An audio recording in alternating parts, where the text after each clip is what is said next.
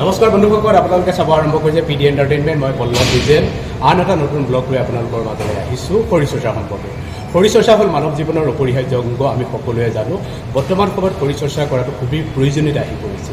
ভেজাল খাদ্যৰ সমান্তৰালকৈ আমি সুনিয়ন্ত্ৰিতভাৱে সুস্থ এটা বাতাবৰণ লৈ চলিবৰ কাৰণে আমাৰ শৰীৰটো চৰ্চা কৰা খুবেই প্ৰয়োজনীয়তা আহি পৰিছে।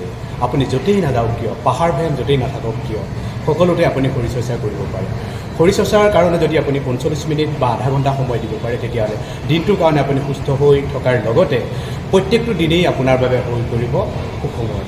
আহক আমি এই বাটেৰে যাওঁ, য'ত আছে শৰীৰচৰ্চাৰ জৰিয়তে জীৱনটো সুন্দৰকৈ নিয়াৰিকৈ চলাই নিয়াৰ কৌশল কিছু। ঔষধবিহীন এটা জীৱন যাপন কৰিবলৈ কাৰণো মন নাযায়। আহকচোন আমি এই ভিডিঅ' ক্লিপকেইটা চাওঁ, তাৰ পৰা কিছু আভাস।